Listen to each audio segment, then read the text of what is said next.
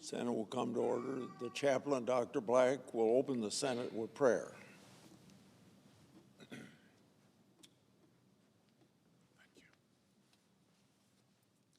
Let us pray. Eternal God, inspire us today to give you our best. Help us to focus on serving you and bringing honor to your name. Lord, guide our lawmakers in their challenging work. Open their minds and hearts to be ready to do your bidding. Use them as instruments of your purposes, shining your light through them to dispel the shadows in our nation and world. Help them to live to please you, demonstrating conclusively with actions that they follow you. Give them the wisdom to encourage and help each other in the important work of guarding our freedom. We pray in your magnificent name. Amen. Would you please join me in the recitation of the pledge? I pledge allegiance to the flag of the United States of America and to the republic for which it stands, one nation under God, indivisible, with liberty and justice for all.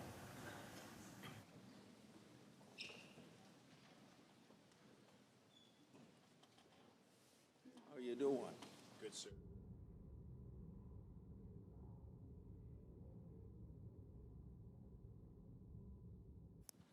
Under the previous order, the leadership time is reserved. Morning business is closed. Under the previous order, the Senate will proceed to executive session to resume consideration of the following nomination, which the clerk will report. Nomination, Department of Defense, Daniel Driscoll of North Carolina to be Secretary of the Army.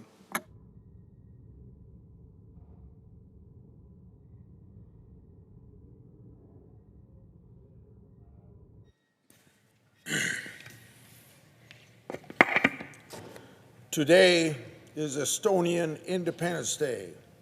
On this day in 1918, the Estonians declared their independence from the Russian Empire. They had to fight a war against both Germans and the army of Soviet Russia to secure their independence in a treaty 1920. In that treaty, Russia announced any claims to the Estonian territory and recognized the independence and sovereignty of Estonia forever. Forever lasted only 20 years because the Soviet Union illegally occupied Estonia as well as Latvia and Lithuania for the next 50 years. 10% of the population of the Baltic countries was deported or sent to labor camps. The United States always saw the occupation of the Baltics as illegitimate and recognized their sovereignty throughout the entire Cold War. In the depths of the Cold War, it was hard to imagine that the Baltics would ever regain their independence. But today, to the contrary, Estonia, Latvia, and Lithuania are vibrant, prosperous, and free. And of course, that irritates Putin, the KGB dictator of Russia. Today is also the 3-year anniversary of Russia's brutal, all-out invasion of Ukraine. 3 years ago, Russian tanks were rolling towards Kiev, and we all thought a total takeover of Ukraine by Russia was inevitable. As we know, instead, Ukrainians fighting for their homeland, taking back 50% of the territory the Russians initially occupied. Today, Russia continues to gradually capture Ukrainian territory by force. With the help of North Korean soldiers, the Russian military is making small territorial gains, but at incredible cost in Russian lives and equipment. According to defense calculations, at the rate Russia is advancing in Ukraine today, it would take 83 years to reach Kyiv. 3 years ago, we thought Ukraine didn't stand a chance against the mighty Russian military. Everyone assumed Russia would conquer all of Ukraine and do it very quickly. 3 years in, the Russian military can't even conquer the territories in the east of Ukraine that Putin claims to have already annexed. In the areas that Russia has occupied, churches have been closed, evangelicals persecuted for their faith, civilians have been tortured, killed, and tossed into mass graves. Children have been kidnapped, at least 20,000, and are being brainwashed to forget who they are and adopt a Russian identity where they now live. The Ukrainian people want peace desperately, and I hope it comes soon. The Ukrainian people want this peace because that's best for them as the entire globe. But just like their Baltic friends before them, Ukrainians will never concede their sovereignty, and they will never give up on their countrymen who are currently under brutal occupation. The question is, what will make KGB Putin give up his imperial dreams of reestablishing the Soviet empire? As we think about how we end this war in Ukraine, there's a lot going on right now. I don't think we want to forget that Putin has said very definitely over the last 20 years in speeches he wants to reestablish the Soviet empire. I think this citizen of the United States, this senator, ought to consider sometimes we get driven by ideological waves that tend to think we got all the answers. We can remember that there were a lot of conservative Republicans during the 1930s that thought Hitler was on the right track to bring peace to the world. And then we had a lot of liberals at that time, even through World War II, who thought that the Joseph Stalin's murderous regime was the answer to all of our questions and all the problems that this world has. Now we have people who think Russia is somehow a good nation. They've institutionalized corruption in that country. They murder their political opponents. They imprison citizens with mild criticism to the country. They hold American citizens hostage. and hundreds of thousands of their people have been killed in this useless war. Conservatives imagined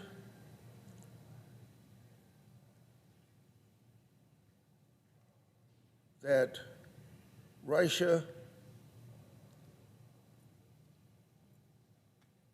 doesn't exist today, as I just described, so they're willing to sit down with people with has no political liberties, no political opposition, and it seems to me that's something that this senator would not do. I yield the floor. Suggest no quorum. The clerk will call the roll. Ms. Also Brooks.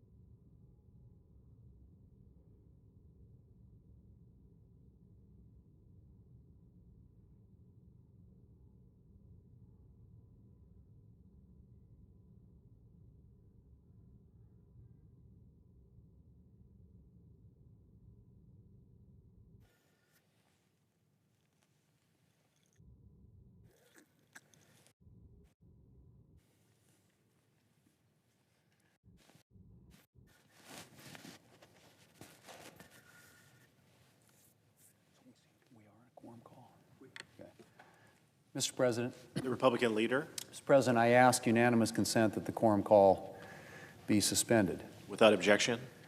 Mr. President, early Friday morning, the Senate passed a budget resolution to lay the groundwork for border, energy, and national security legislation. We considered a lot of amendments from my Democrat colleagues, not one of which, interestingly enough, was centered on border security, and very few of which addressed either national security or energy security.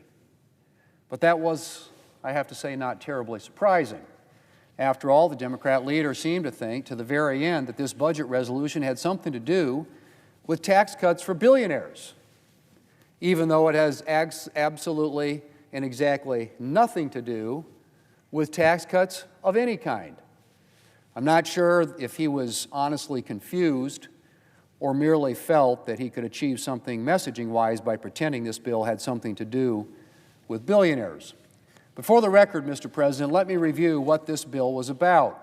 As everyone here knows, whether they want to acknowledge it or not, the chaos that President Biden allowed to rage at our southern border left a gaping hole in our national security. That's a hole that President Trump and Republicans are determined to close. And since day one of his administration, President Trump has been fulfilling his campaign promise to crack down on illegal immigration and secure our border.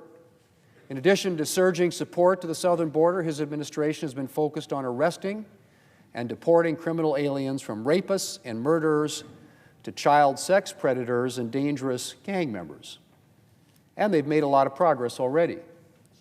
But as the president's border czar made clear to Republican senators 2 weeks ago, these efforts cannot continue without additional funding from Congress. And so Republicans are moving forward on legislation to fund continued efforts to deport criminal aliens, as well as provide other necessary resources to secure our border, discourage illegal immigration, and restore respect for the rule of law. That, Mr. President, was what Friday's budget resolution was about.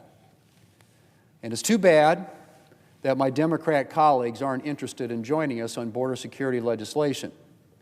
But I will tell you, Mr. President, with or without Democrats, Republicans are moving full speed ahead. We owe the American people a secure border, and we intend to give it to them. Mr. President, I yield the floor, and I suggest the absence of a quorum. The clerk will call the roll. Ms. Alsop-Brooks.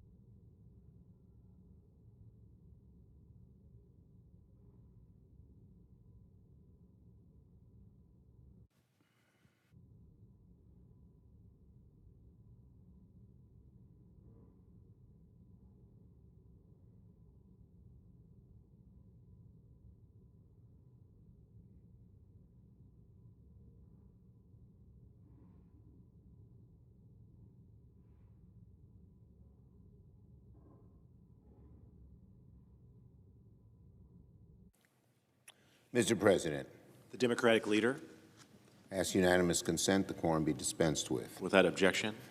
Mr. President, 3 years ago, Vladimir Putin brought war and destruction to the free people of Ukraine.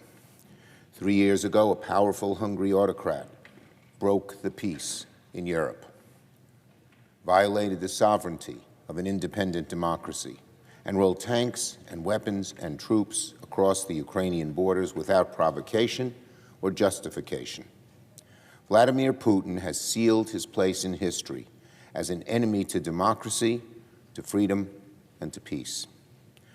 He has killed tens of thousands of innocent civilians. His rockets have destroyed homes and churches and schools and hospitals, deliberately in many cases. A year ago, I was there. I saw the destruction. I saw parking lots being turned into mass graves. I spoke with soldiers near the border, trying to defend their homes. And I felt the deep resolve of the Ukrainian people. I felt the value of America's leadership in the international struggle to push back against Putin's evil aggression. Today we remember Bucha. We remember Bucha. We remember the atrocities in Mariupol. And we remember everywhere where Putin's horrors have touched. We honor the lives lost at the hands of Russia's war of aggression. And we will not let Vladimir Putin and his thugs off the hook. For 3 years, the United States has been clear on where we stand. We have stood on the side of democracy, the inviolability of borders, and the freedom of nations, and against Vladimir Putin.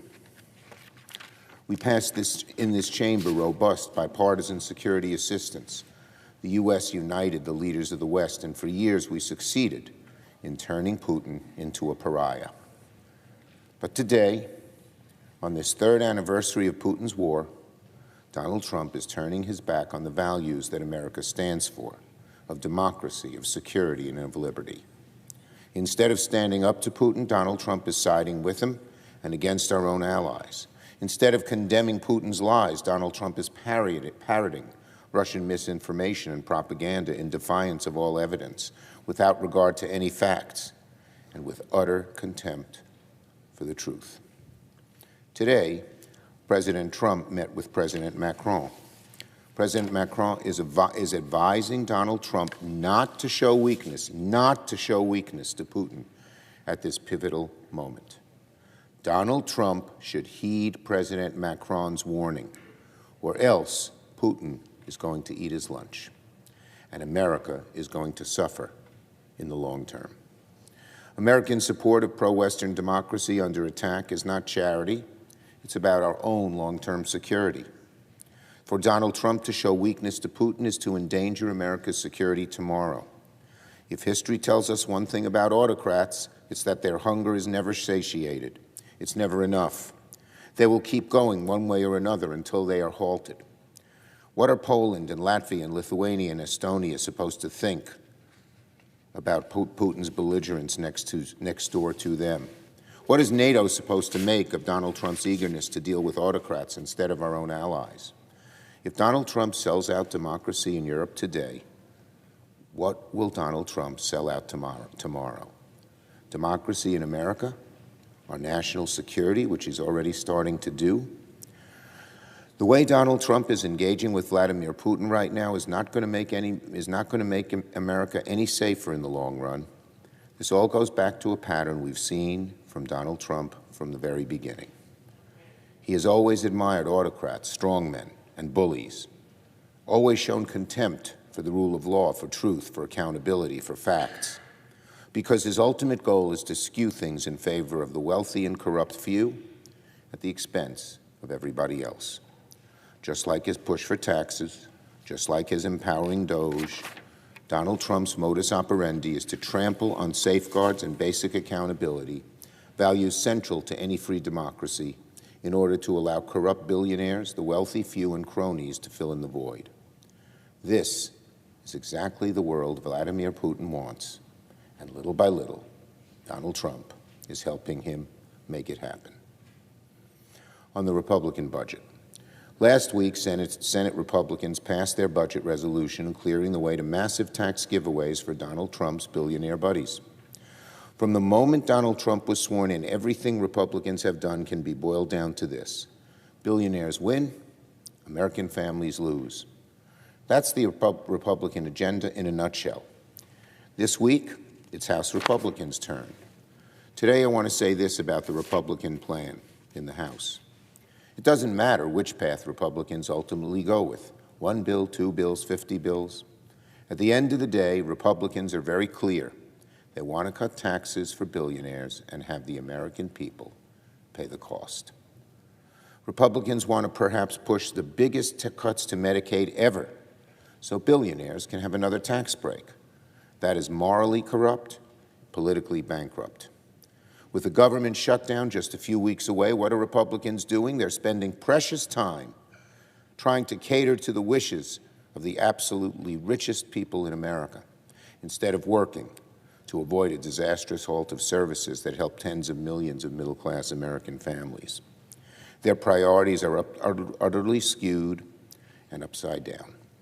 If House Republicans proceed this week, the backlash, upsetness, anger House Republicans saw in their town halls last week is only going to get far more thunderous. Yield the floor and note the absence of a quorum. The clerk will call the roll. Ms. Alston-Brooks.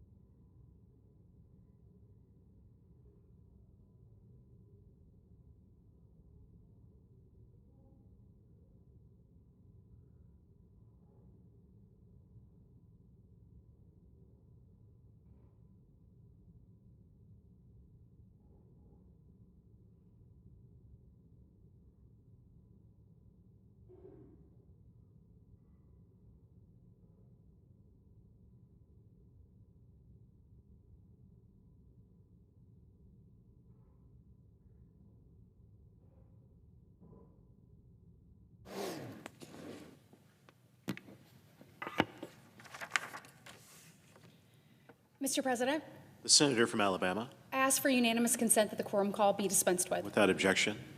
Thank you, Mr. President. Earlier this month, the United States of America lost a legend.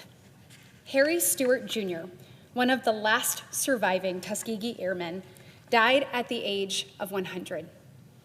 Lieutenant Colonel Stewart's legacy is one of excellence.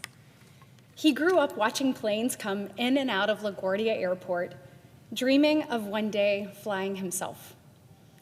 At just 18 years old, Lieutenant Colonel Stewart joined a new initiative launched in Alabama, a first-of-its-kind training program for Black pilots established after the bombing of Pearl Harbor. He flew 43 missions from late 1944 to the spring of 1945 with the 332nd Fighter Group, earning the Distinguished Flying Cross after downing 3 German planes in a dogfight just before the Allied victory in Europe. Lieutenant Colonel Stewart didn't recognize the gravity of what he was doing at the time. He said in an interview just last year, he just wanted to serve his country, and serve his country he did. But let's stop for a moment and think about what that means. Lieutenant Colonel Stewart and the rest of the Tuskegee Airmen signed up to fight for a country that did not allow them the same rights as white citizens. They put their lives on the line to fight for a country that treated them as second class. They could not live, work, eat, or drink alongside white countrymen or women. It was a world where people who looked like them could be met with violent attacks just because of the color of their skin. Consider what that means, that Lieutenant Colonel Stewart and the Tuskegee Airmen dealt with all kinds of discrimination, and yet still decided to risk everything to serve this nation. They faced almost inconceivable injustices, but they also believed in the promise of America, even though that promise wasn't being met. They fought for that promise against the Nazis in Europe, and in doing so, blazed a trail for countless others to follow. After the war, Lieutenant Colonel Stewart and 3 of his fellow Tuskegee Airmen won the U.S. Air Force's inaugural Top Gun competition, an accomplishment that wasn't acknowledged, though, until decades later. Unfortunately, that was a common theme for Lieutenant Colonel Stewart after the war. After aspiration to become an airline pilot his whole life, and even after serving his country heroically and earning the Distinguished Flying Cross, he was prevented from flying commercial jets because of his race. Instead, he earned a mechanical engineering degree from New York University and remained in the Air Force Reserve. He taught the next generations of pilots until being recalled for duty during the Korean War. It wasn't until 2007 that the Tuskegee Airmen received the Congressional Gold Medal for their valor. The legacies of Harry Stewart Jr. and the rest of the pilots who made history should be recognized as central to America's story. In his first term, President Trump promoted Airman Charles McGee to Brigadier General and pinned his stars in the Oval Office. In his second term, Secretary Hegseth has reaffirmed the Trump administration will continue to honor these heroes. And the Tuskegee Airmen will remain role models, not only for the next generation of American service members, but for all Americans. Lieutenant Colonel Harry Stewart Jr. and the pilots he flew with represent the best of America. Their courage and selflessness in the face of adversity, both at home and at war, are inspirational. And their legacies those of greatness and unquestionable merit, deserve to be celebrated amongst the rest of our country's heroes, not just during Black History Month, but all throughout the year. Thank you, Mr. President. I yield the floor.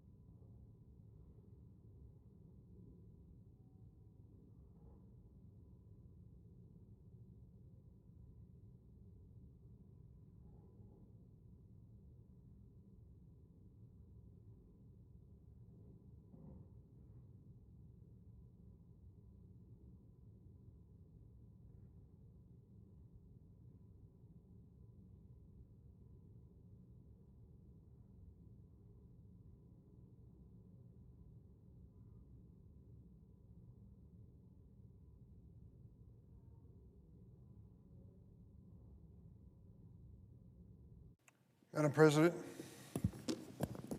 The Democratic leader. are we in a quorum call? No, we are not. Thank you very much, Madam President.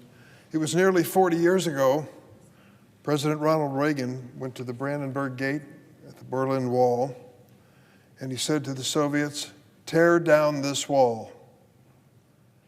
Ronald Reagan understood all too well what the Soviet regime was all about. It was a regime that had seized Eastern Europe and condemned millions of individuals to live under a cruel and repressive communist dictatorship. My mother's family originally came from Lithuania, once an independent country, then a republic of the Soviet Union, now an independent democratic country again. That country meant a lot and still does to my family. I certainly recall the stories of my grandparents leaving the Russian domination and coming to America. Until recently, Americans across the political spectrum, including Republican presidents and members of Congress, saw Russian tyranny for what it was, until now. Today, we see President Trump doing the bidding of Russian autocrat Vladimir Putin. That's right. The President of the United States of America is using talking points that sound like they were whispered in his ear by the Kremlin, all while denigrating and bullying our true allies in the region. If you don't believe me, listen to these quotes and try to guess whether Vladimir Putin or Donald Trump said them. First, outrageously claiming Ukraine started the war with Russia, quote, "It's they who have started the war," or quote, "You've been there for 3 years, you should have ended it, you should have never started it." How about attacking the legitimacy of heroic wartime Ukrainian President Volodymyr Zelensky, who was democratically elected in a free and fair election, something that has never taken place in Russia? quote, the legitimacy of the incumbent head of state of Ukraine is over, or calling him, quote, a dictator without elections. In each of these stunning examples, one was spoken by Putin, the other by Trump. It's impossible to guess which is which, but you'd be hard-pressed to figure it out because they both are using the same Kremlin propaganda. It gets worse. With Donald Trump having negotiated away in public the key concessions to Russia to end the war, including appeasement of Ukraine's southern sovereign borders or possible future NATO membership. Trump, with one 90-minute phone call, gave those away without even negotiating. It certainly didn't involve the Ukrainians, who have lost 46,000 brave Ukrainians who have died because of Putin's invasion. Today, in a stunning, shameful move, the United States voted with Russia, North Korea, Belarus, and a handful of dictatorships at the United Nations against a resolution condemning Russian aggression in Ukraine. I want to repeat that because it is so historic and so mind-boggling.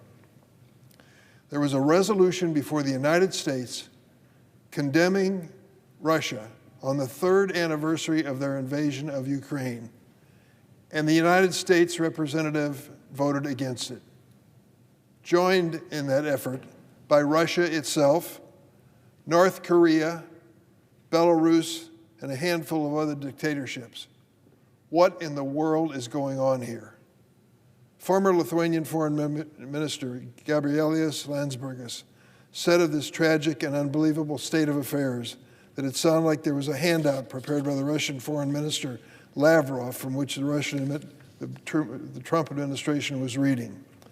He warned if Trump continues to back Russia, quote, threats to European security will grow immensely.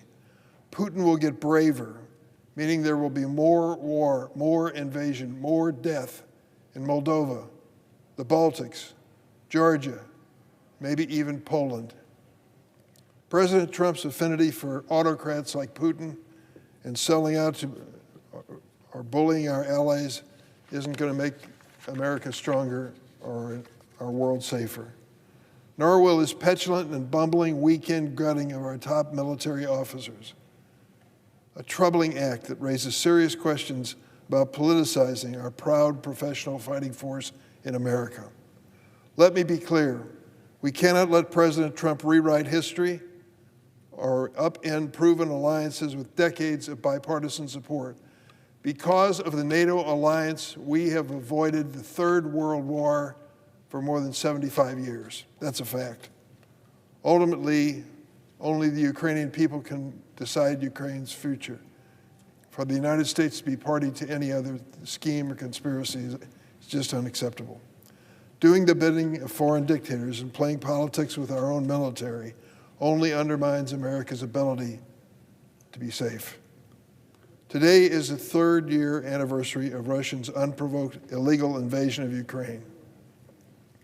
I'm glad to join Senators Shaheen, Tillis, Wicker, and others leading a simple resolution that expresses continued solidarity with the people of Ukraine and condolences for the loss of thousands of lives to Russian aggression.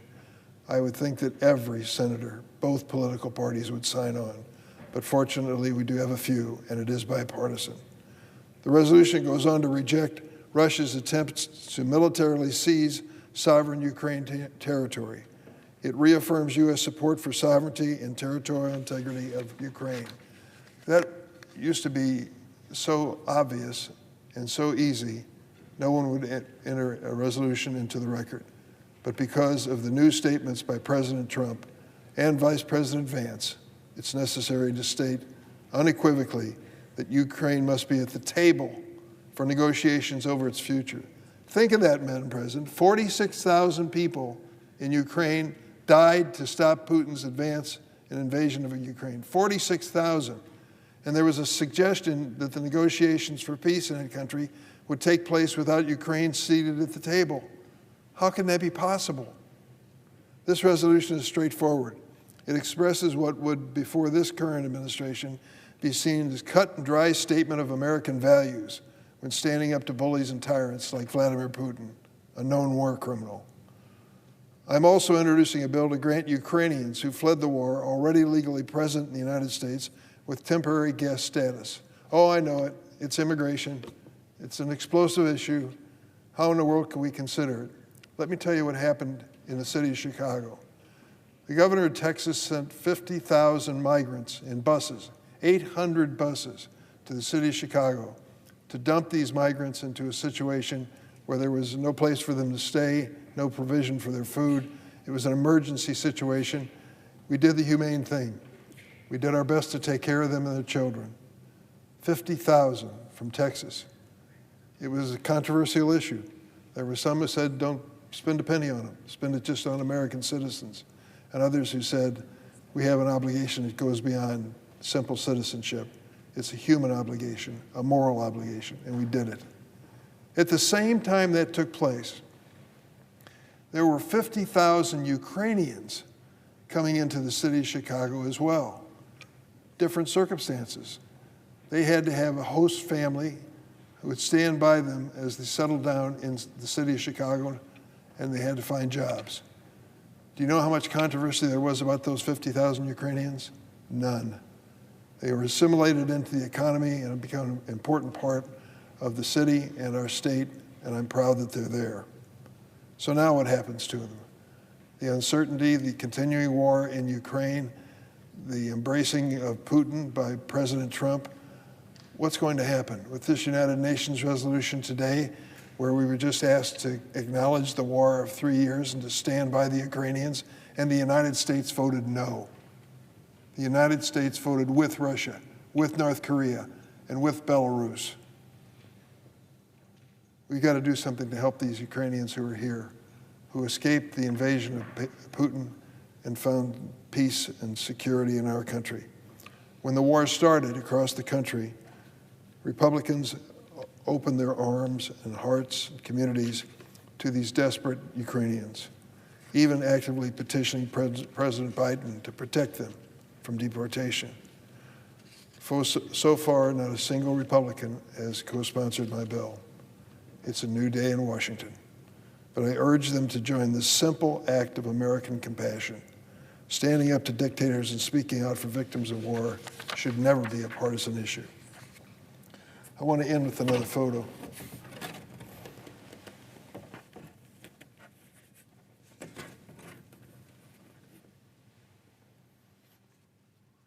The year was 2014, when the late Senator John McCain and I led a bipartisan delegation to Ukraine that included current colleagues from Rhode Island, Wyoming, and North Dakota. At the time, Russia had begun its attempts to seize Crimea and capture additional territory in the eastern part of Ukraine.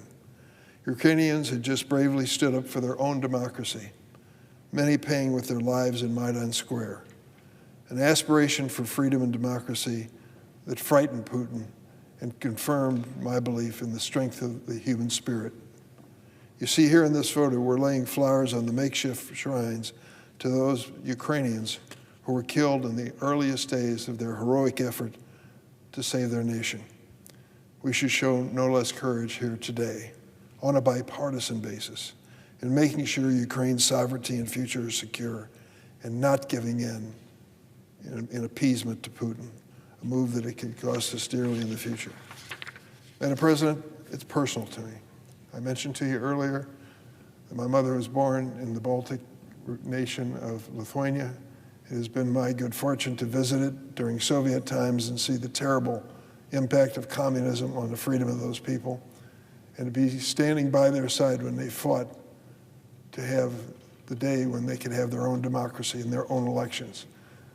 They survived, they prospered, they are great nations, Lithuania, Latvia, Estonia, and I know that their future is at stake by this decision by President Trump.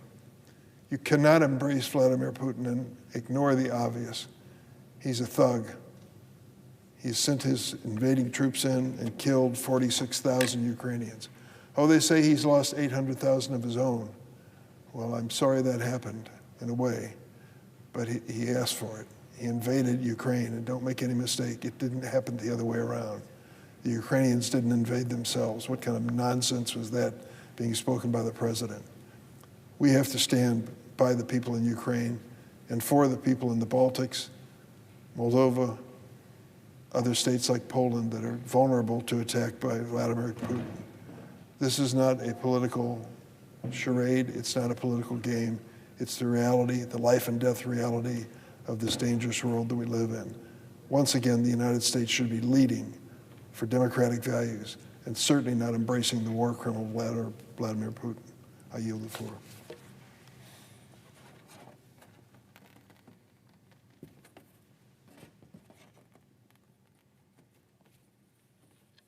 I'm going to give this to you. Nope, no answer.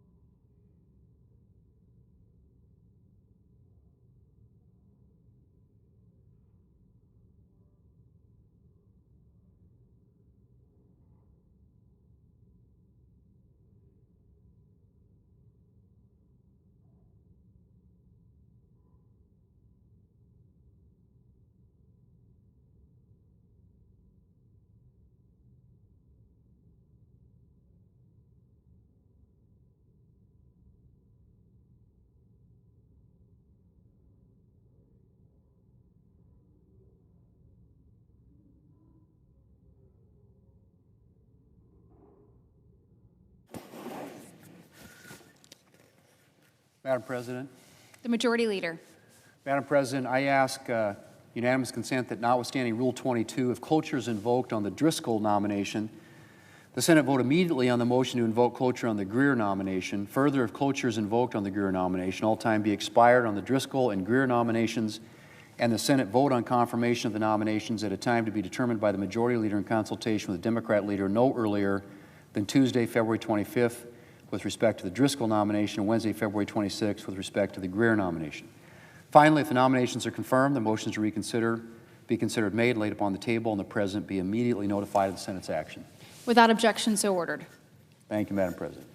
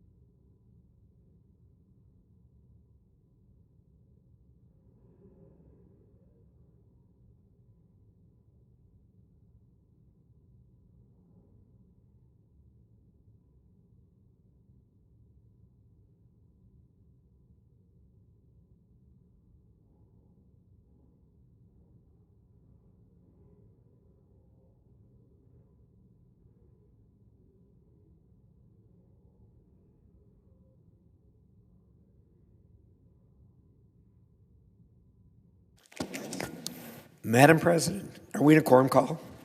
We are not. All right. I would ask unanimous consent to waive the mandatory quorum calls with respect to the Driscoll and Greer nominations. Without objection, so ordered.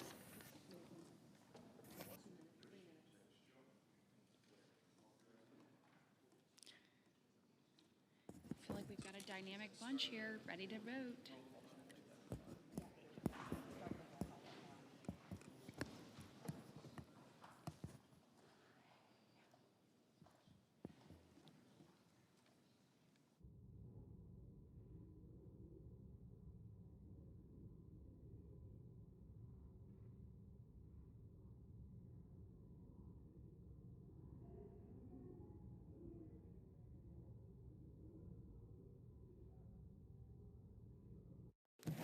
Madam President, The senator from Idaho. I'd ask unanimous consent that the roll call commence at this time.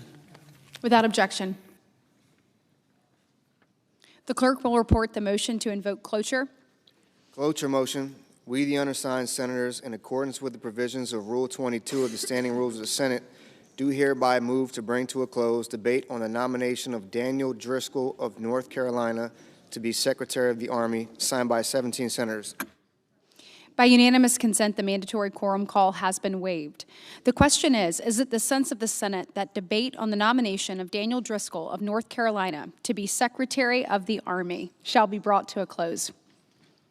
The yeas and nays are mandatory under the rule. The clerk will call the roll.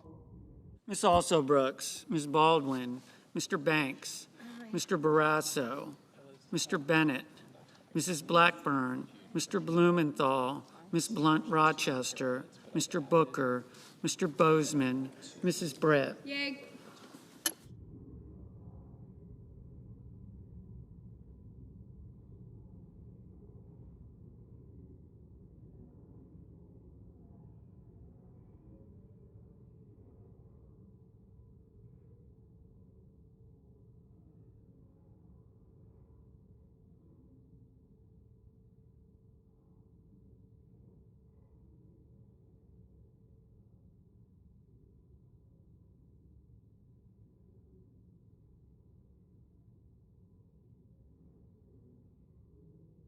Mr. Budd.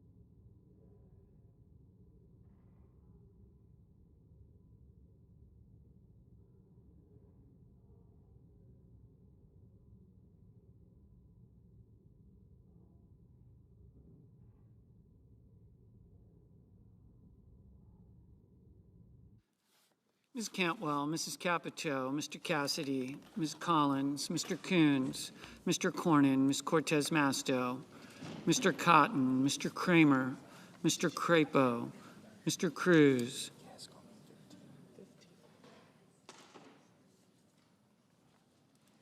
Mr. Curtis,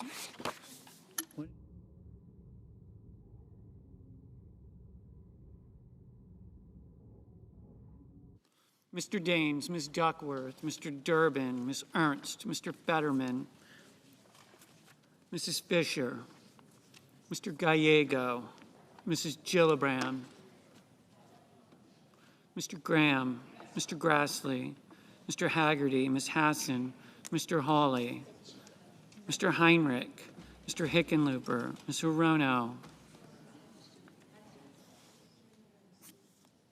Mr. Hoven, Mr. Husted, Mrs. Hyde-Smith, Mr. Johnson, Mr. Justice, Mr. Kane, Mr. Kelly, Mr. Kennedy, Mr. Kim, Mr. King, Ms. Klobuchar, Mr. Langford, Mr. Lee, Mr. Lujan, Ms. Lummis, Mr. Markey, Mr. Marshall, Mr. McConnell, Mr. McCormick, Mr. Merkley, Mrs. Moody, Mr. Moran, Mr. Moreno, Mr. Mullen, Ms. Murkowski, Mr. Murphy, Mrs. Murray, Mr. Ossoff, Mr. Padilla, Mr. Paul, Mr. Peters, Mr. Reed, Mr. Ricketts, Mr. Risch, Ms. Rosen, Mr. Rounds, Mr. Sanders, Mr. Schatz, Mr. Schiff, Mr. Schmidt, Mr. Schumer, Mr. Scott of Florida, Mr. Scott of South Carolina, Mrs. Shaheen, Mr. Sheehy, Ms. Slotkin, Ms. Smith, Mr. Sullivan, Mr. Thune, Mr. Tillis, Mr. Tuberville, Mr. Van Hollen,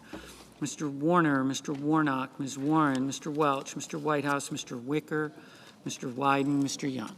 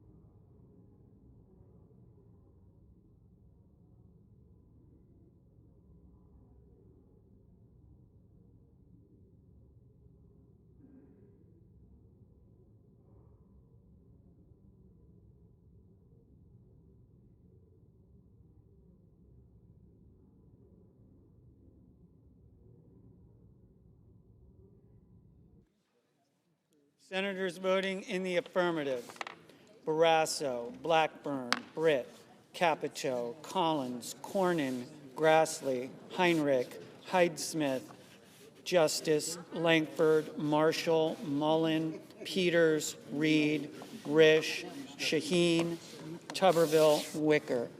Senators voting in the negative: Cantwell, Coons, Duckworth, Hirono, Murray.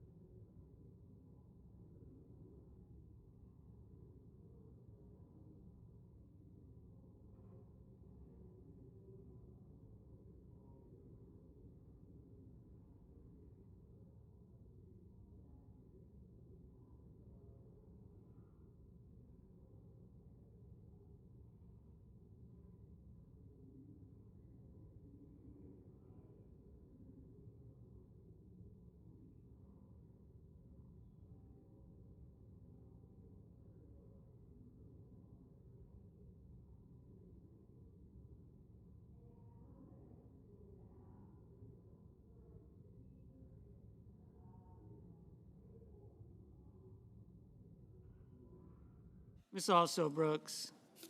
No.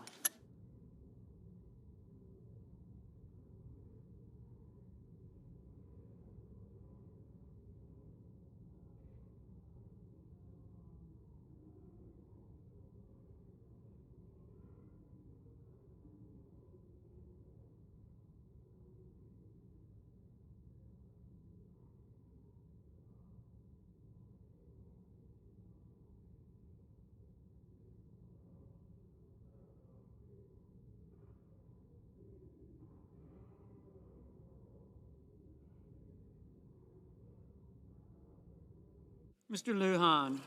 Mr. Lujan, no.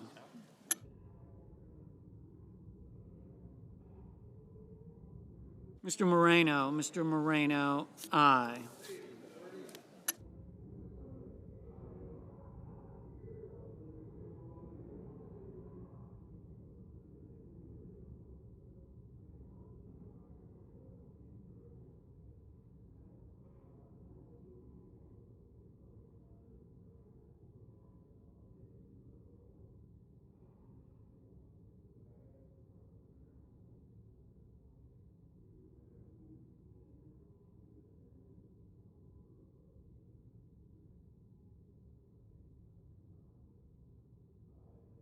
Mr. Bennett? Mr. Bennett, aye. Mr. Crapo? Mr. Crapo, aye. Mr. Kim? Mr. Kim, no. Ms. Blunt Rochester? Ms. Blunt Rochester, no.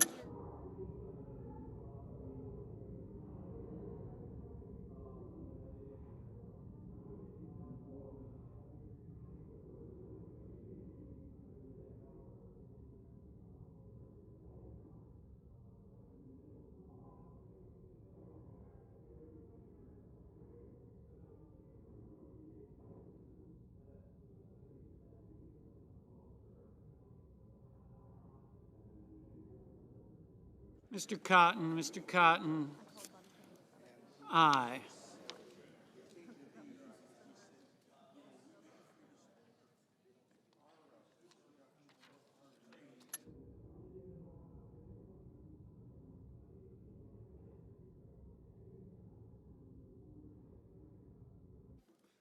Mr. Curtis? Mr. Curtis, aye.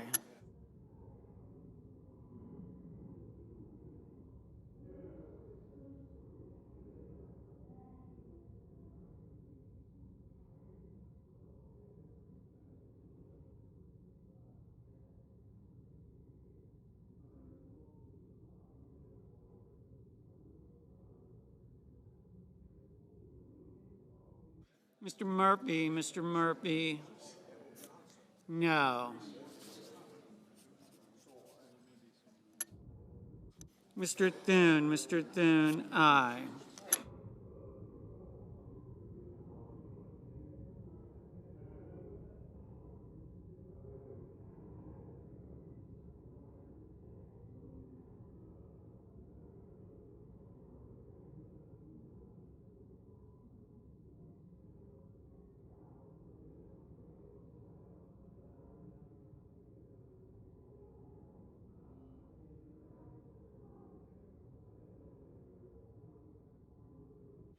Mr. Bozeman, aye.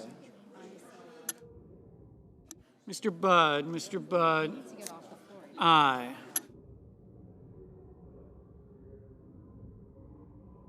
Mr. Sheehy, aye.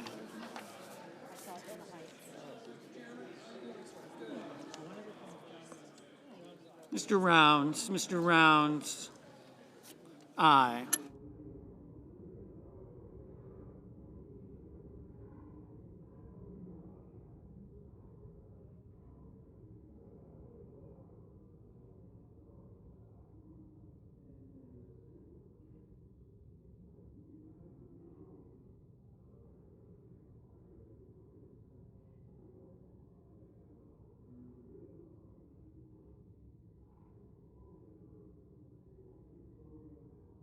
Mr. Merkley, no. Ms. Hassan, aye.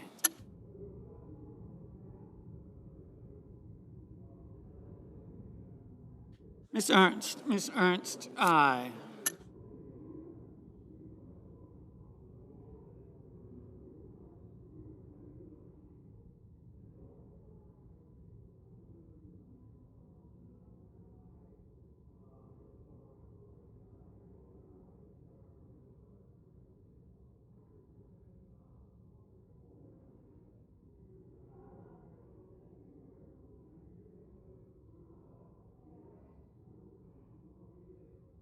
Mr. Husted, aye.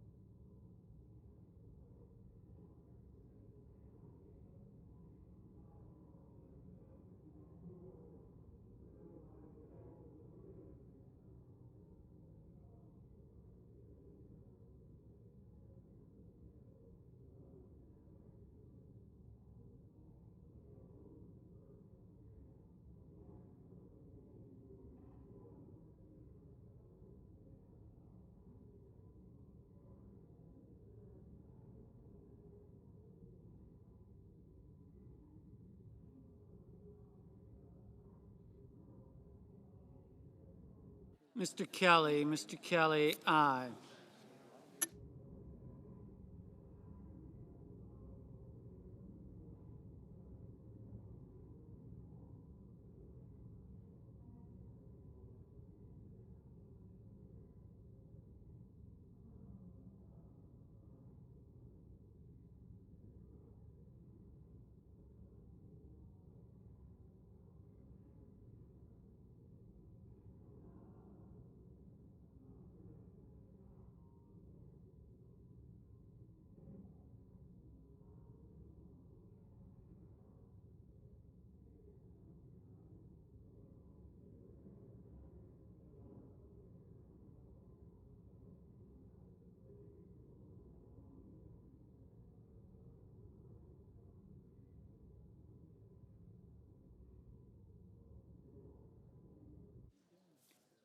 Mr. McCormick, aye.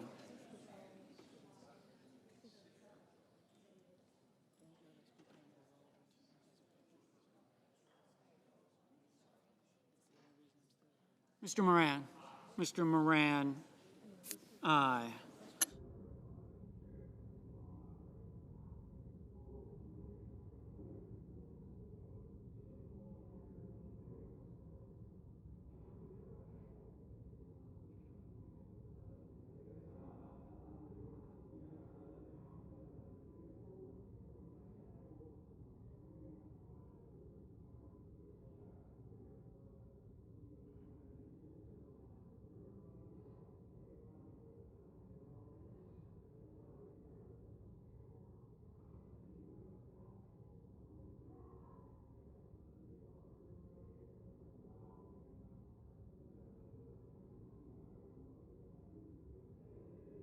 Mr. Scott of Florida, aye.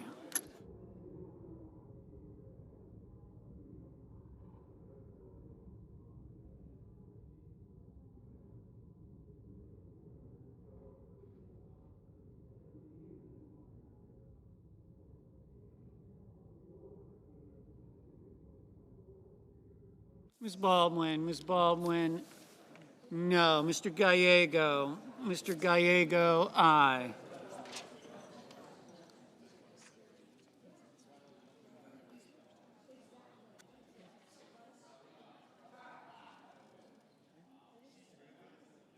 Mr. Sanders, no. Mr. Warner, aye. Ms. Cortez Masto, aye. Mr. Daines, aye.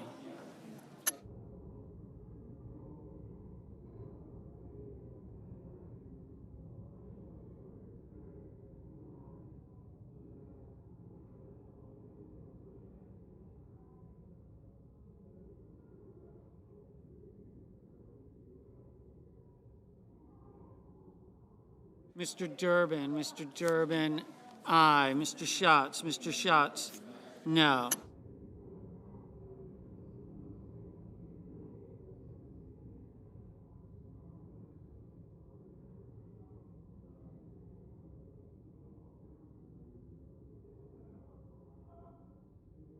Mr.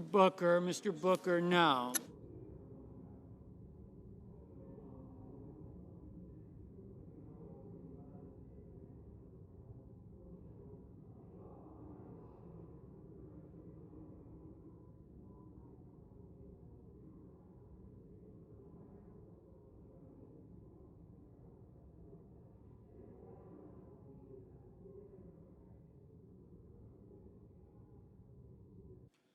Mr. Banks, aye.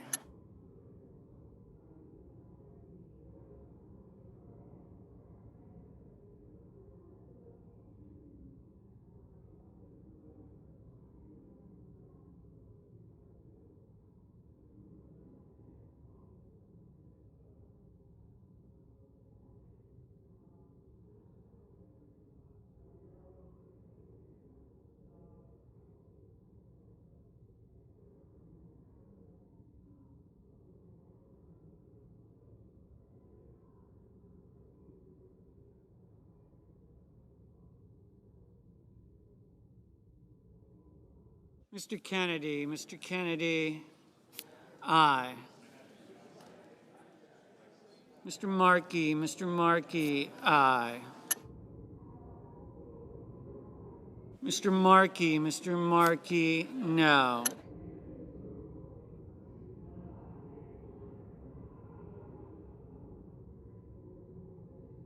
Mr. Cassidy, aye.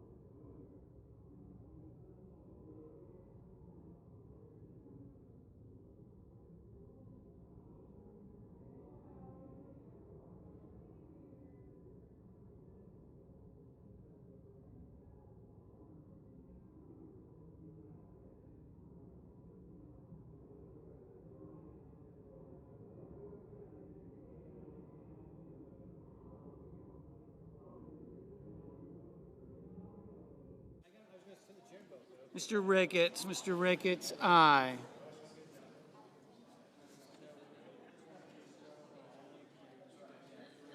Mr. Schumer, no. Mrs. Moody, aye.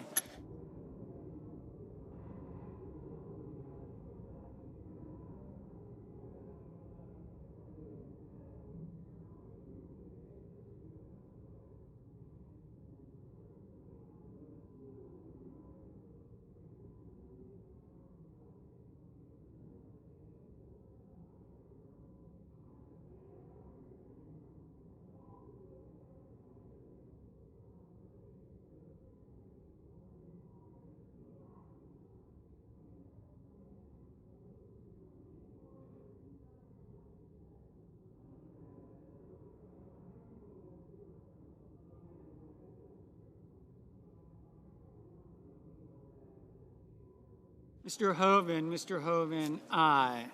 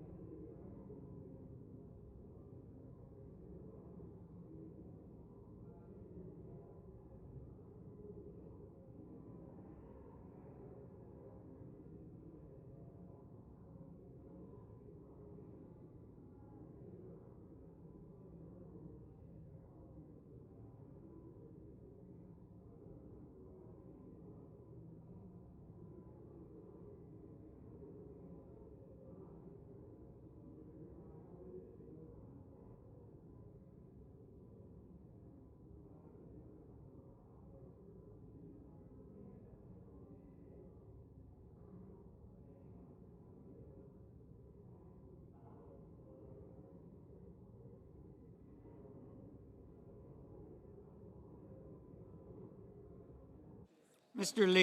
Lee, aye.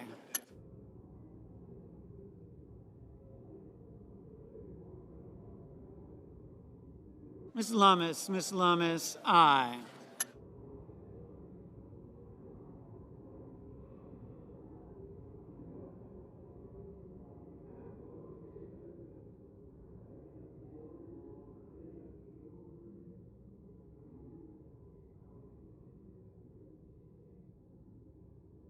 Ms.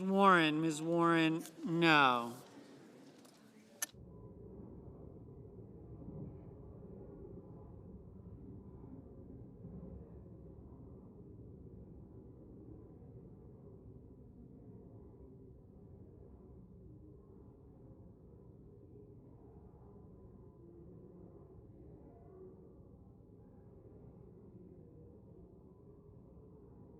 Ms. Klobuchar, aye.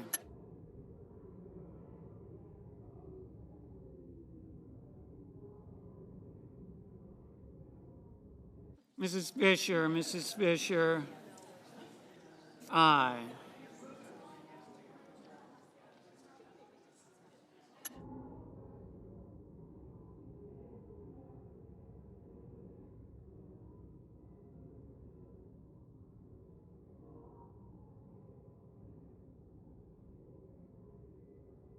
Mrs. Gillibrand, no.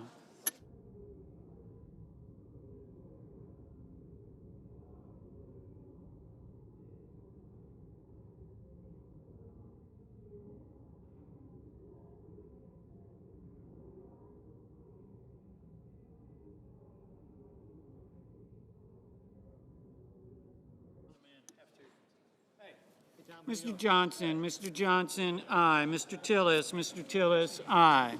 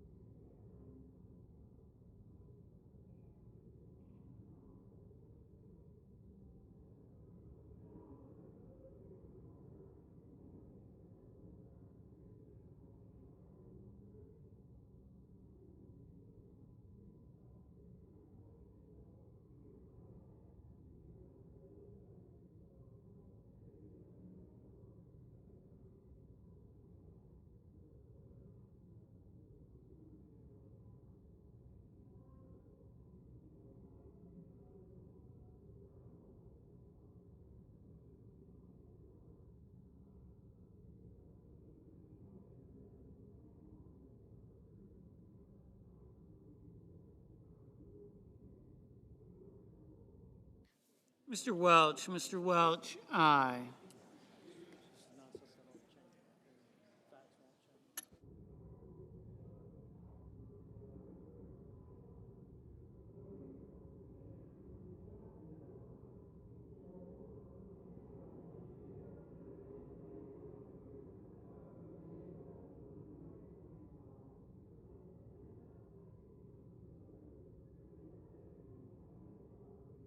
Mr. Scott of South Carolina, aye.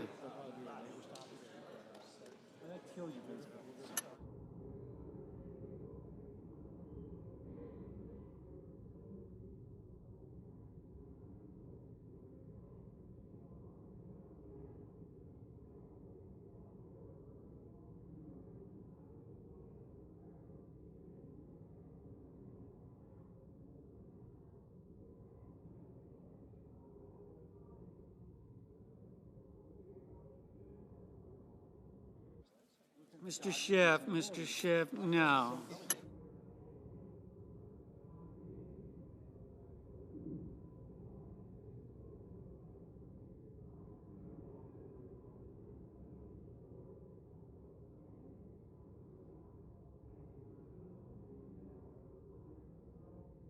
Mr.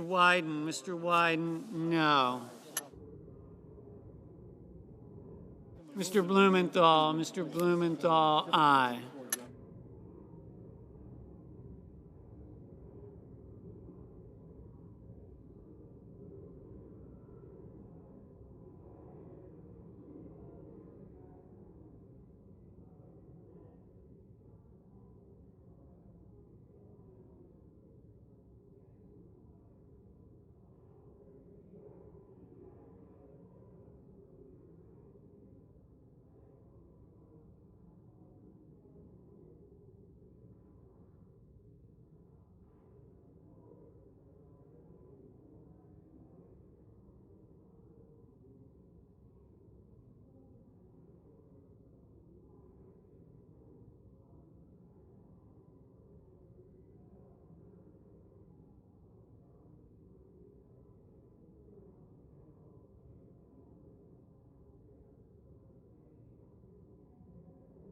Ms. Murkowski, aye.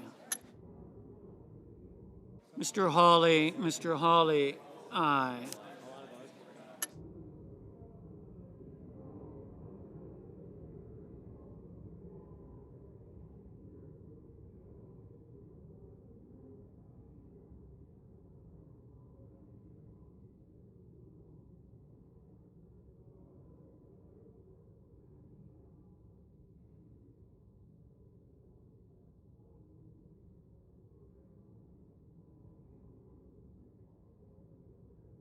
Mr. Ossoff, no.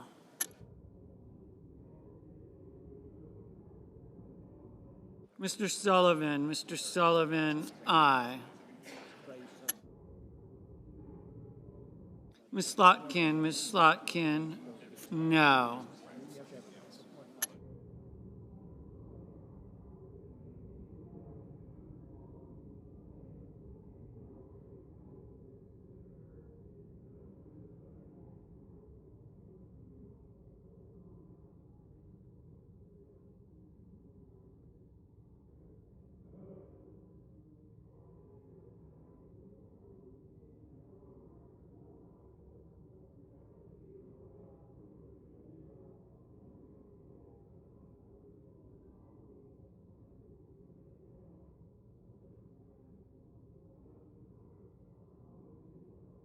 Mr. Schmidt, aye.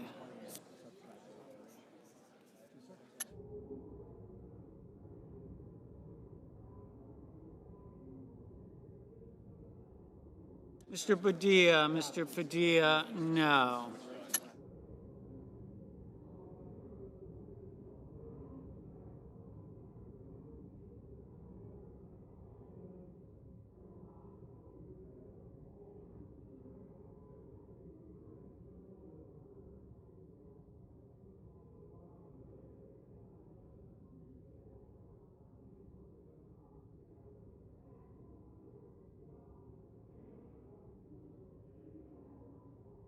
Ms. Rosen, aye.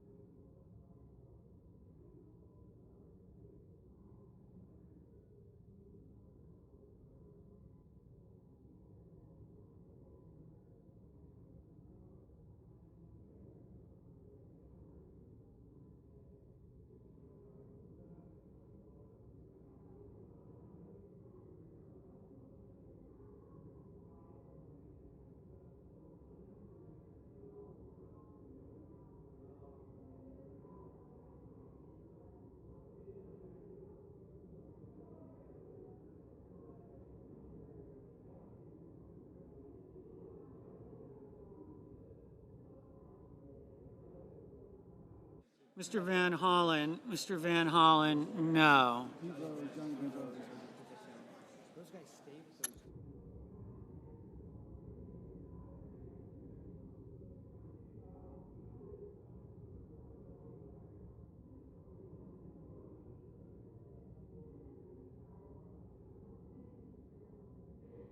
Ms. Smith, no.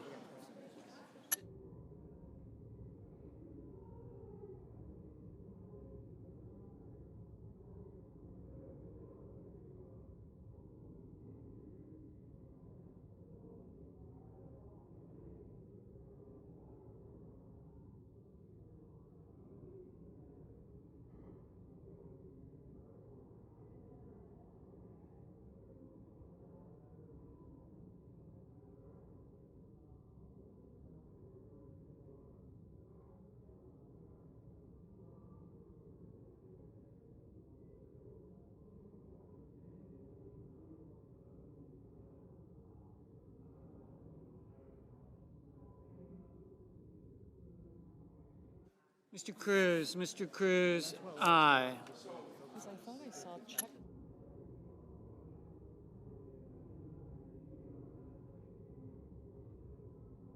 Mr. Haggerty, aye.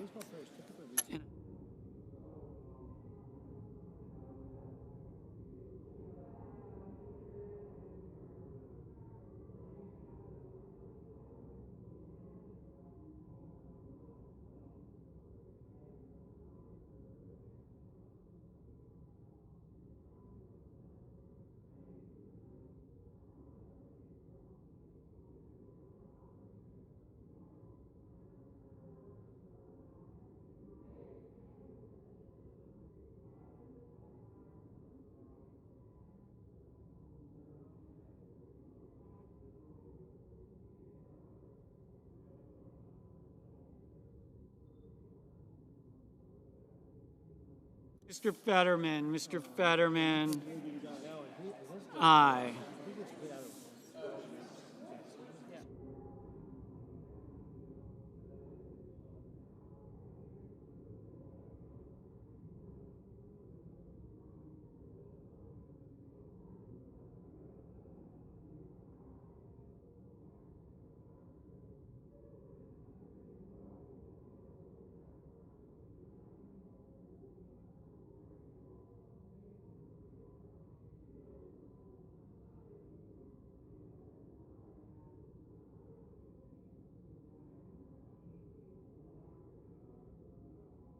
Mr. McConnell, aye.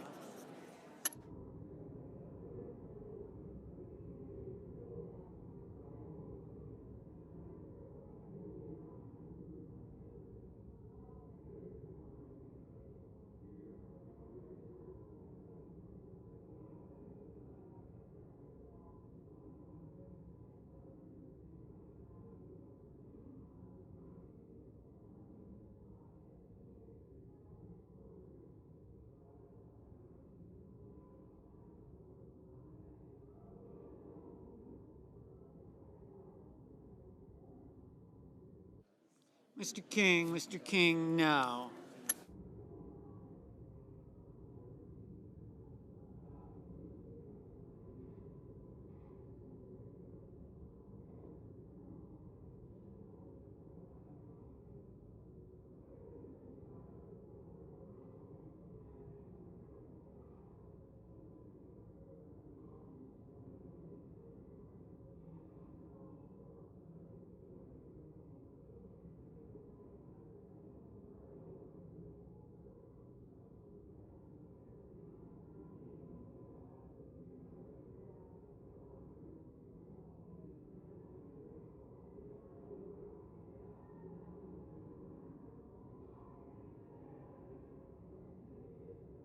Mr. Hickenlooper, aye.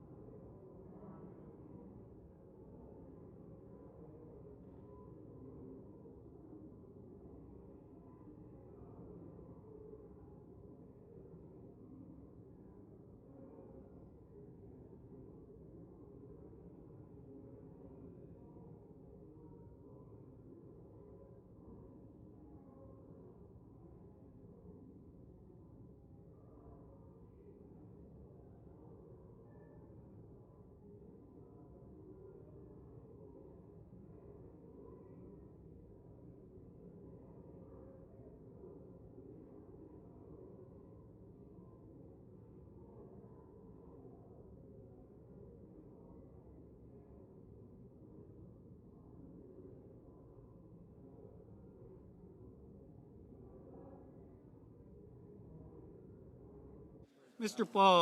Paul, aye.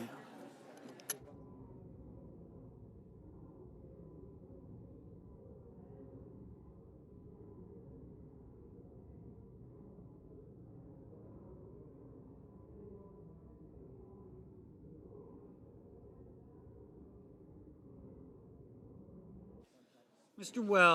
Welch, no.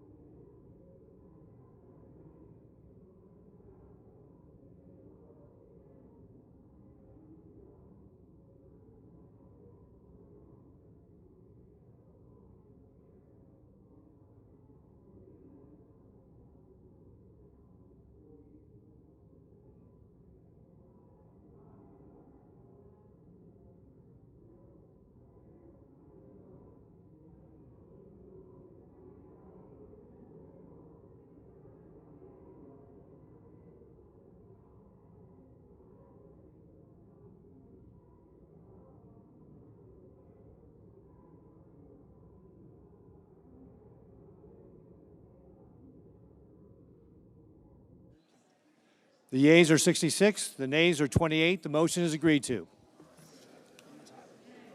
The clerk will report the motion to invoke cloture. Cloture motion.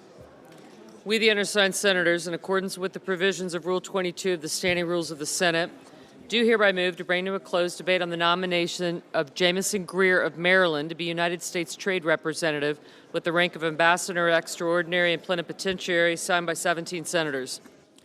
By unanimous consent, the mandating quorum call has been waived. The question is it the sense of the Senate that the debate on the nomination of Jamison Greer of Maryland to be the United States Trade Representative with the rank of Ambassador Extraordinary and Plenipotentiary shall be brought to a close? The yeas and nays are mandatory under the rule. The clerk will call the roll. Ms. Also Brooks, Ms. Baldwin, Mr. Banks, Mr. Barrasso. Gotcha. Thank you. What does it even mean? Hold on. Yes, yes.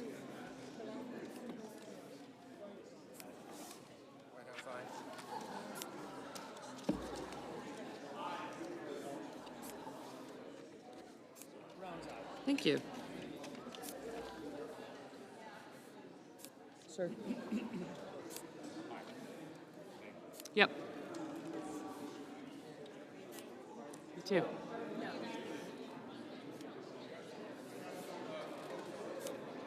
They can wait. Okay, I got it right. Somebody, I'll get them. Thank you. I do. You're in now? I got one. Thank you. Okay, I got you. Hold on. Lemus.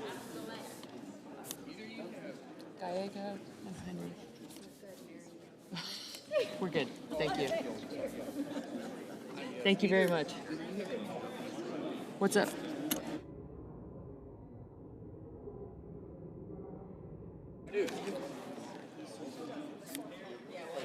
Ed Smith Capito. I did. Rosen, Cortez.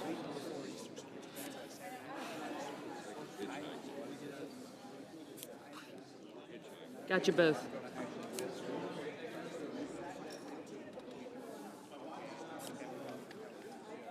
I got you. Thank you. Thank you. Curtis. I will get you. You're a no? Thank you.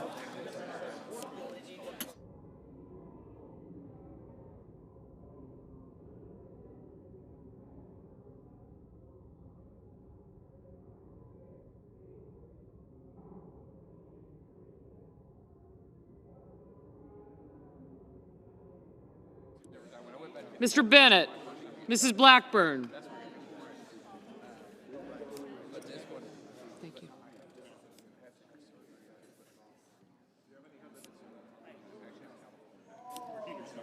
And you're...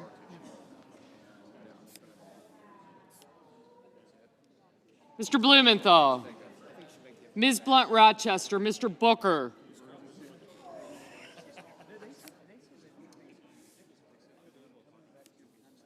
Mr. Bozeman, Mrs. Britt, Mr. Budd, Ms. Cantwell, Mrs. Capito, Mr. Cassidy, Ms. Collins, Mr. Coons, Mr. Cornyn, Ms. Cortez Masto,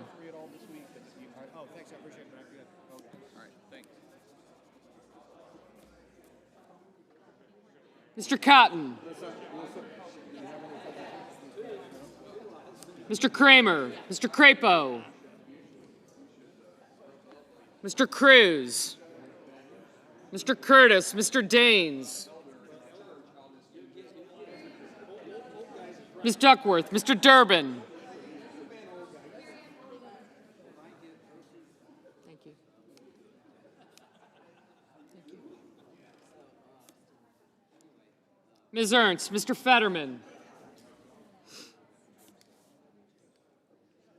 Mrs. Fisher, Mr. Gallego, Mrs. Gillibrand, Mr. Graham, Mr. Grassley, Mr. Haggerty, Ms. Hassan, Mr. Hawley, Mr. Heinrich, Mr. Hickenlooper. You see him? Ms. Hirono, Mr. Hoven, Mr. Husted, Mrs. Hyde-Smith, Mr. Johnson,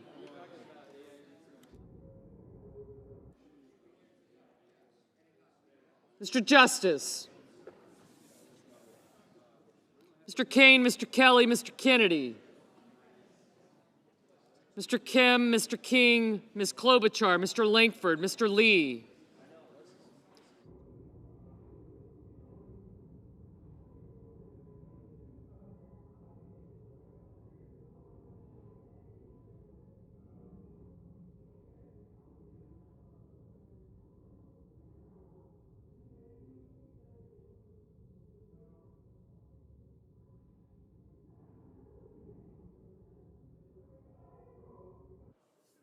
Mr. Lee, Mr. Lujan, thank you, Ms. Lummis, Mr. Markey, Mr. Marshall, Mr. McConnell, Mr. McCormick, Mr. Merkley, Mrs. Moody, Mr. Moran, Mr. Marino,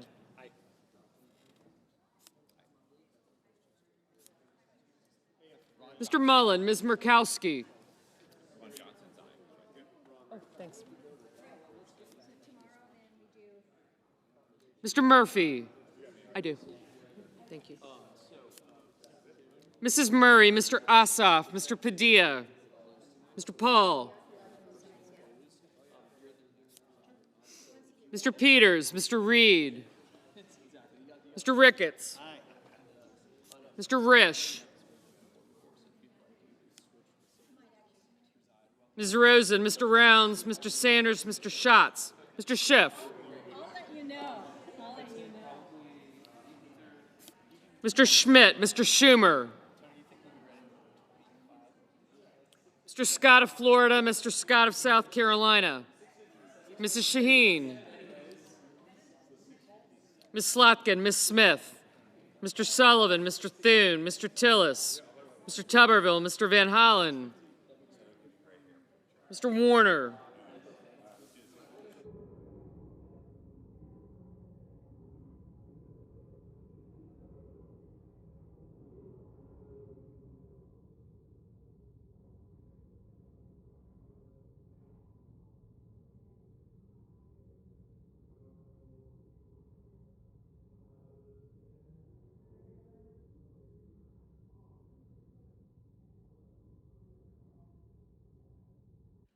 Mr. Warnock, Ms. Warren, Mr. Welch,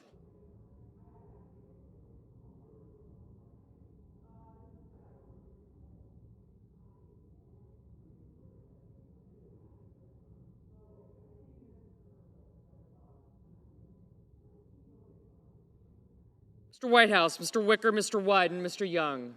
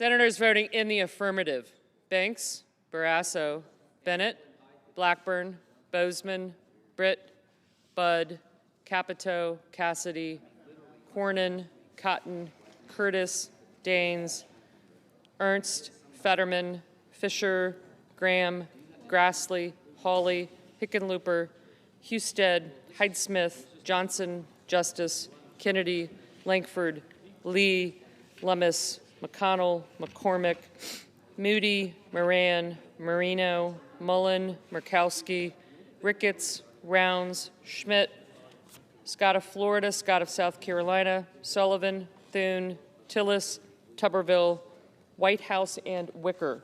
Mr. Haggerty, aye.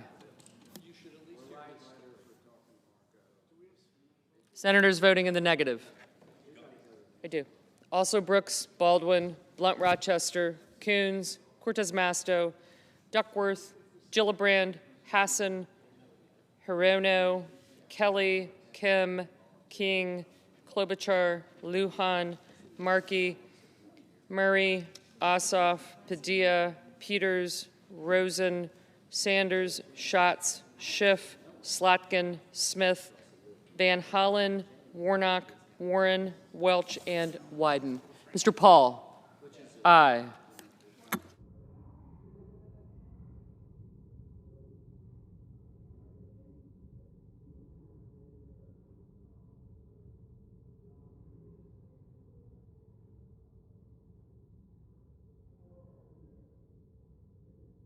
Mrs. Shaheen, no. Mr. Merkley, no.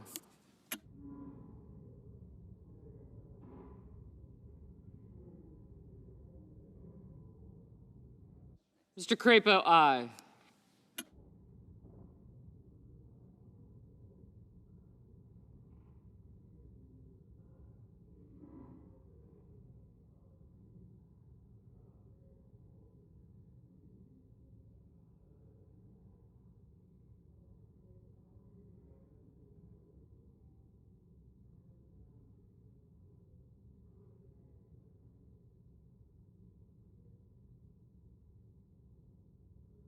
Mr. Heinrich, no.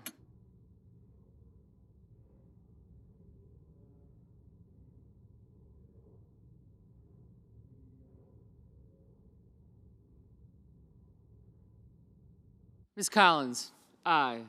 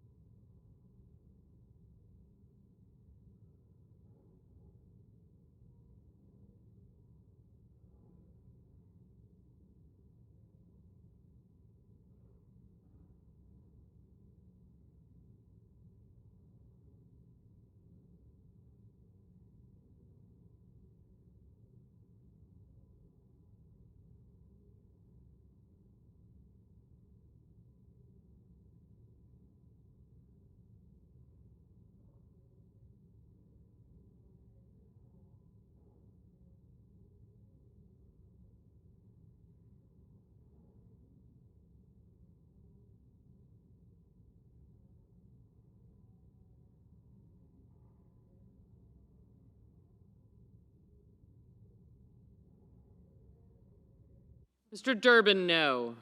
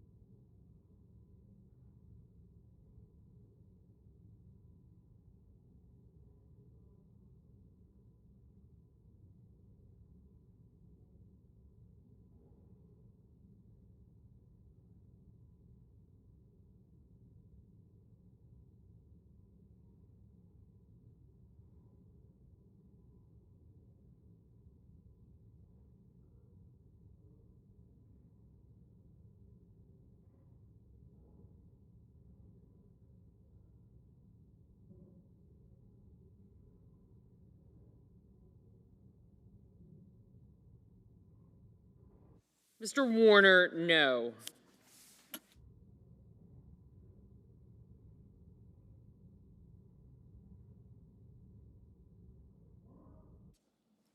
Mr. Sheehy, aye.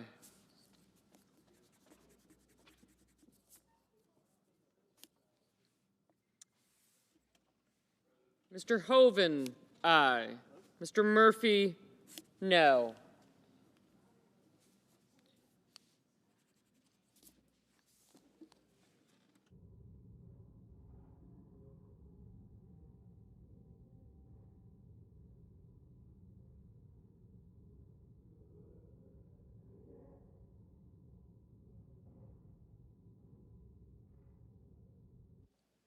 Mr. Risch, aye.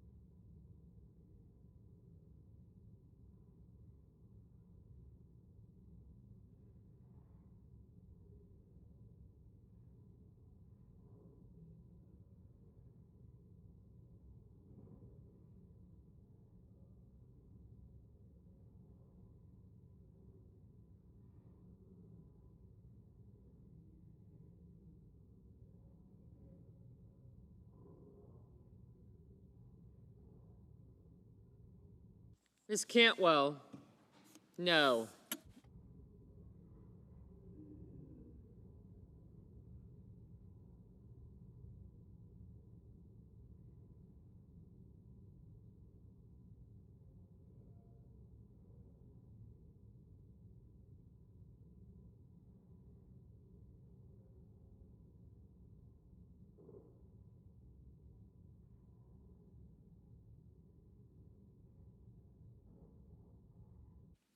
Mr. Reed, no.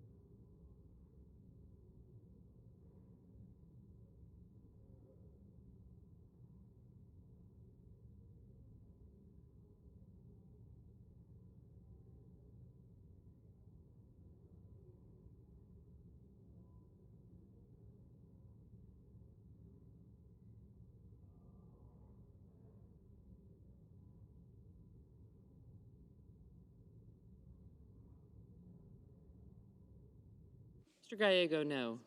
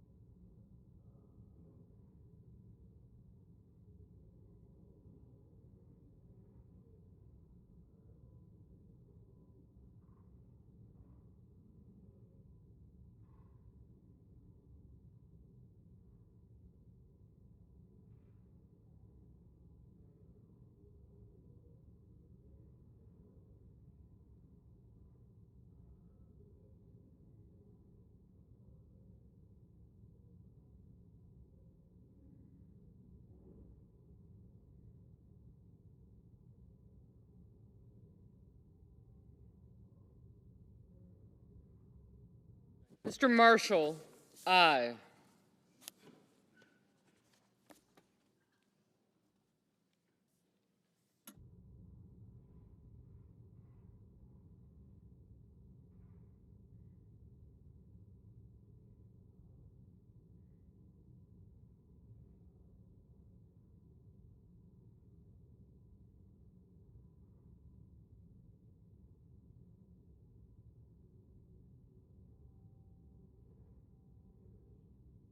Mr. Blumenthal, no.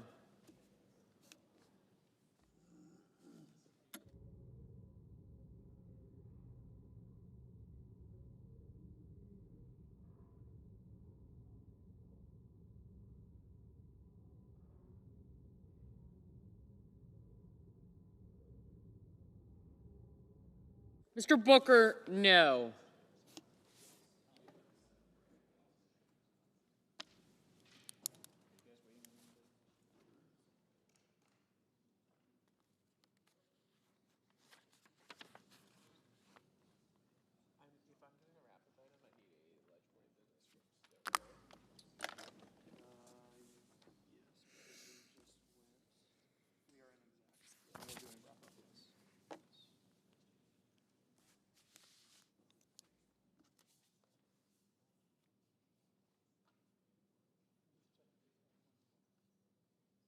And I have to report this guy, Jamison Greer. Okay.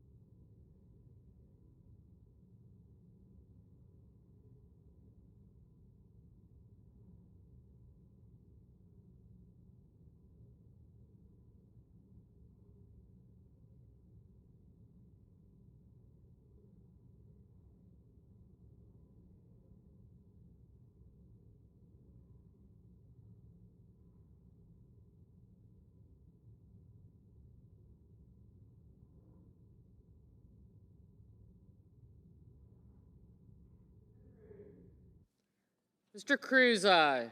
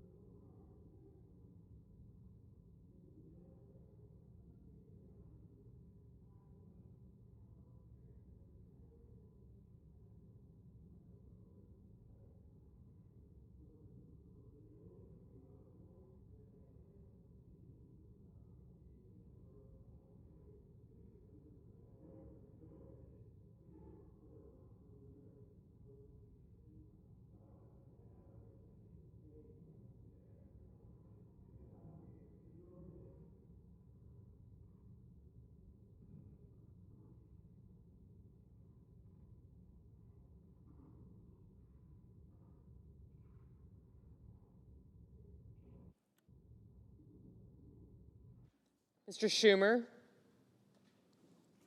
No.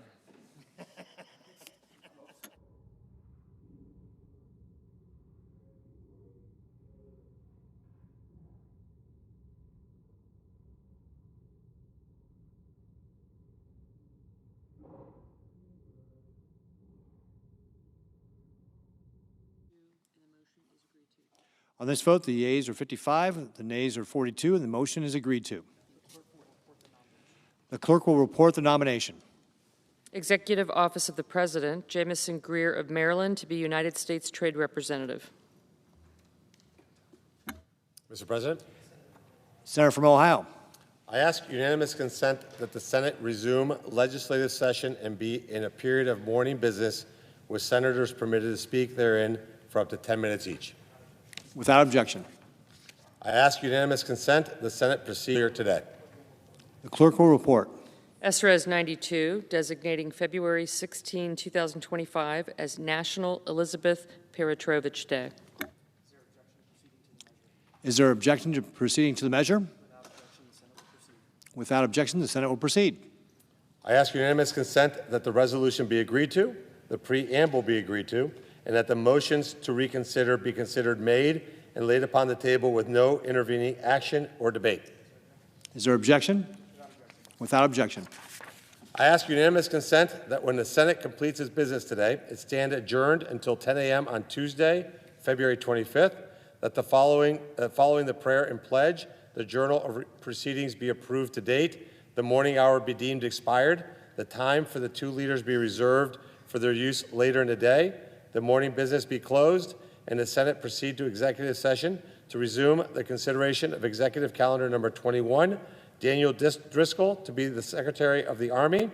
Further, that at 11:50 the Senate resume legislative session and the majority leader be recognized. Finally, if a motion to proceed to calendar number 15, SJ Res 11 is made, that following the vote on that motion, the Senate recess until 2:15 p.m.